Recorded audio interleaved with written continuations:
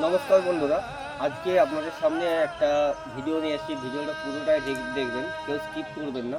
আজকে কোনো romantic video নয়, আজকে কোনো এমনি ভিডিও নয়। আজকে যে ভিডিও, আমরা যে প্রতিবন্ধী, আমাদের প্রতিবন্ধীদের নিয়ে কিন্তু ভিডিওটা, আমরা কিভাবে জীবনযাপন করব সেই কথাটা আমরা মাননীয় মুখ্যমন্ত্রীর কাছে পৌঁছাতে চাই। তাই সকলকে বলবো, আপনারা ভিডিওটা বেশি বেশি করে শেয়ার করে একটু আমাদের মতো প্রতিবন্ধী ভাই বোনেদের পাশে আপনারা দাঁড়ান।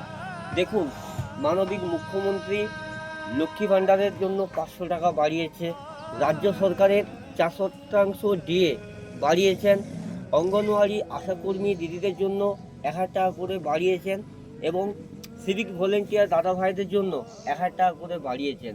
তো খুবই ভালো কথা, খুবই ভালো উদ্যোগ। তো আমরা একটা কথাই বলতে চাই যে আমাদের মতো প্রতিবন্ধী মানুষরা কেন এখান থেকে বঞ্চিত হচ্ছে। 1000 টাকা করে ভাতা আমাদের দিচ্ছে মাননীয় মুখ্যমন্ত্রী, কিন্তু আপনারা বলতে পারেন যে 1000 টাকায় ভাতায় একটা প্রতিবন্ধী মানুষের, শুধু এই প্রতিবন্ধী মানুষ কেন, কোনো মানুষের কি চলতে পারে?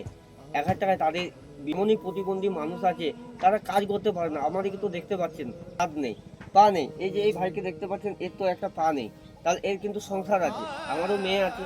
তাহলে আমাদের মতো কিছু কিছু মানুষ প্রতিবন্ধী আছে, তারা এত অসহায়। এমনকি এমন প্রতিবন্ধী দিদিরা আছেন, তারা যদি ভাতাটা যদি ঠিক সময় যদি না পায়, তারা তাদের দাদা বৌদিরা তাদেরকে খাবার পর্যন্ত খেতে দেয় না, সেই ভাতার টাকাটা যদি না পায়।